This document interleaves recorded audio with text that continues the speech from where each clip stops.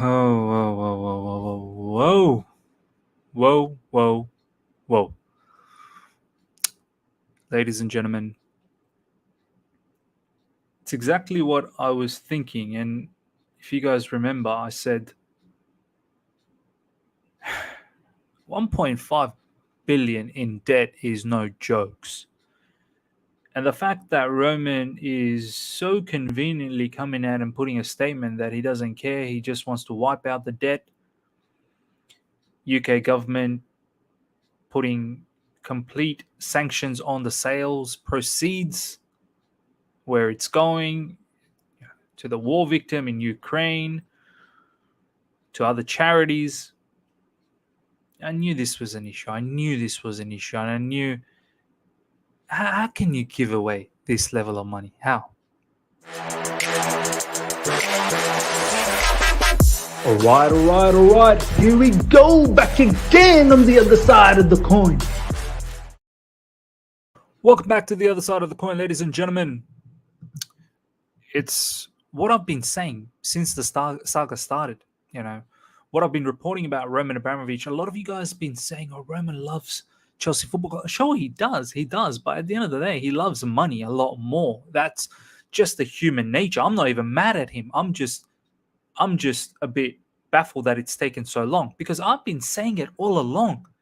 How is someone, even a person of the stature of Roman Abramovich, just so calmly and nonchalantly just saying, you know what, the 1.5 billion doesn't matter? I never ever for a second thought that can't be true. And I always knew there's fancy ways to get the money to the destination that you want. Even though in face value, it looks like there's sanctions, there's this, there's that, assets been frozen, Roman can't get any of the proceeds. I just knew there's a way to get around things, because if you guys remember, not that long ago,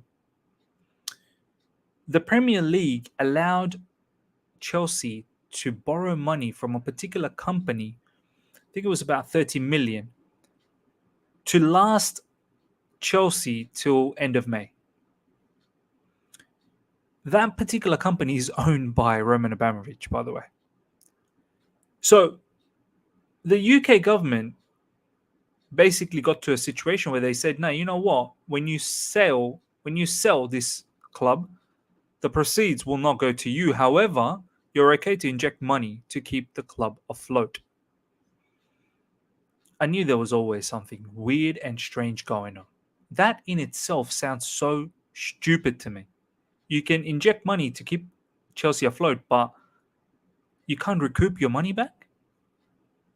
Do they think Roman Abramovich is some sort of a fool? Do they think that he'll just sit there and just bend over backwards and let the UK government do whatever they want to please with him?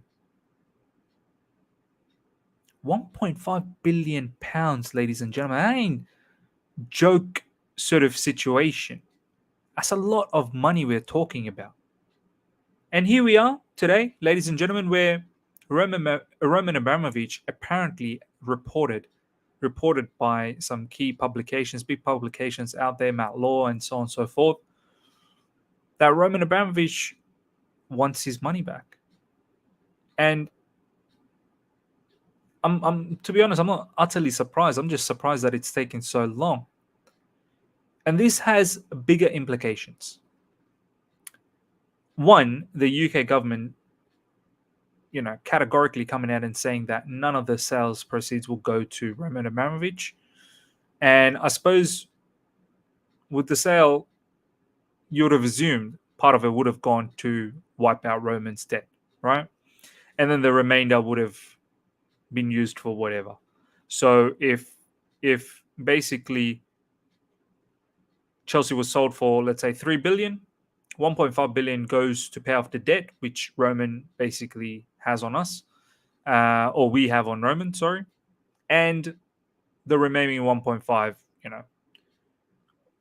Roman can do whatever with it. Either he leaves it for Chelsea Football Club so they can, we can flourish, or he takes it and he banks it and he goes on with it. In recent times, we've even heard the government, making sure they've put sanctions that they see every bit of penny where it's going. And they've even categorically come out and said majority of the sales proceeds will go to war victims in Ukraine, and part of it will go to other charities. And I said it, while we the only ones that are doing this, I have no issues with providing charity for Ukraine. But I've got issues in the sense that, are other clubs doing this? Why are we the only ones that are thinking about doing this, which doesn't seem fair? Let's have a look at some of this news related to this situation and try and understand the severity of this issue, because Chelsea could possibly go into administration if we can't resolve the sale of the football club.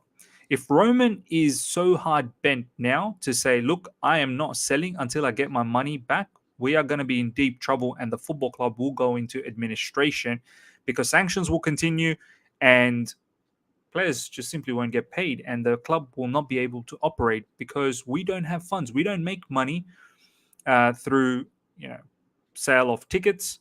We don't make money through merchandise because that's all been sanctioned. And basically any money coming in, any money going out, it's all been done and dusted by the UK government. So we're in the mud.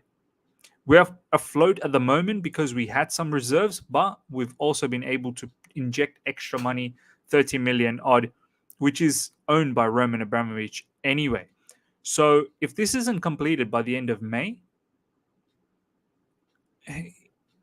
the next step is administration. And you're going to get pulled out of the Premier League. And the unthinkable is going to happen. Now, I don't expect it to go that route. I expect something to happen. But what really annoys me in this whole situation is that UK government tried to play hardball. And it's got nothing to do with Ukraine. It really has nothing to do with Ukraine. It's all a PR stunt. The election's coming over there. And they wanted to show the public that they're doing something. Do you know what I mean? They're taking the stance against Russia and whatnot. You're not doing nothing. You've in fact hurt millions and millions of fans across the world, and obviously local fans over there. And you're hurting your own people that are employed by the club. Not just that, and people that were surrounding Stamford Bridge, all the businesses, you're hurting them because now a lot of the people are not coming to Stamford Bridge because there's sanctions, can't sell tickets. So essentially, you're hurting your own people who are going to have financial implications. Let's have a look at the latest news, ladies and gentlemen, regarding this. Breaking: Roman Abramovich now wants his 1.5 billion loan repaid, which could cause major hurdles in the sale. Sir Jim Ratcliffe is attempting to hijack and is making that the point that selling to Clear Lake would leave the club in hands of private equity. Now, it's interesting how Sir Jim Ratcliffe during this time has come in directly and is speaking to Roman directly, bypassing the Rain Group. Honestly, make sure you realize this situation, that all of a sudden Roman wants his money back and Sir Jim Ratcliffe is going directly to Roman and speaking to him about this whole scenario. And Sir Jim Ratcliffe is talking to the UK government directly. So there's some brokering happening here where Sir Jim Ratcliffe is talking and probably doing something, under the table to get something going on with the UK government so he can get a particular deal going on with Roman Abramovich. The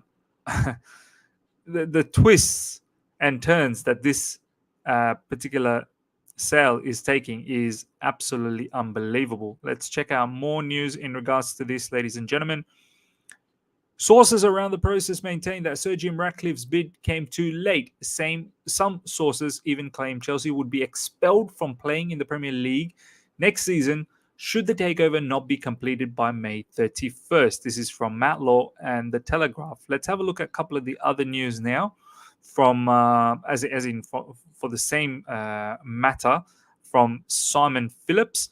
Worth reading. Let's have a quick read of this. If Roman Abramovich now wants his 1.6 billion loan paid back, as TimeSport is reporting, then Chelsea have a huge existential problem. UK government have always insisted this won't happen. Clock is ticking on May 31st deadline, but it's more serious than complex delay. Further on goes to say the Premier League meet on June 8th to constitute the new league for 2022-23. Very, very important. If you don't get your stuff sorted by 8th June, you're in big mess. If Chelsea are licensed to operate by then, and they are only licensed now on UK government sufferance, then they can't be part of the Premier League. Simples. Further goes on to say where that would leave Chelsea is a moot point. All along, there has been this nagging doubt. If Abramovich does Putin's bidding, then is Putin about to allow 2.5 billion worth of Russian assets to go to UK government and end up in hands of US private equity? It's a lot deeper, man. It's a lot deeper than we really think. And that particular point, just a moment ago, if Putin is pushing Roman to retrieve that money, where they don't care. At the end of the day, no one cares about the football club. It's about the money. Particular individual has a lot of money that the club owes to the individual, which is Roman Abramovich, obviously. And Roman Abramovich is in the background, Putin, who's saying, well, that's our money. That's Russian money. You better get that back, brother. If Abramovich thinks UK government will blink because they don't want to see Chelsea fold, go into administration, then he is gambling hugely on government's malleability. A good bet, you might say, but it be in doubt. If he wants debts repaid, Chelsea future is at stake with clock ticking. And aside, intriguing how last-minute Ratcliffe bid mimicked the Abramovich's language. Ratcliffe wants proceeds to go to charitable trust to support victims of the war. Abramovich initially wanted to set up foundation for the benefit of all victims of the war in Ukraine. Look, ultimately they'll put some fancy names around these things, charitable trust and whatnot, and it's essentially going to Roman. Let's just face it that way. These are just fancy names to kind of put the blanket on top of where the money really is going to go.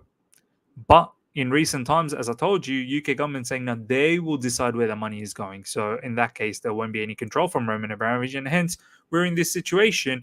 And also the fact that Sir Jim Ratcliffe is saying the same sort of tune, is producing the same sort of tune as Roman Abramovich, kind of makes you think there's a lot more to this whole Sir Jim Ratcliffe bid.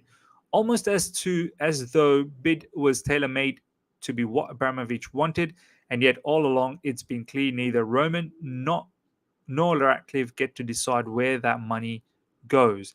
It's for UK government to decide if Roman agrees to sale. Right now, that's a sizable if.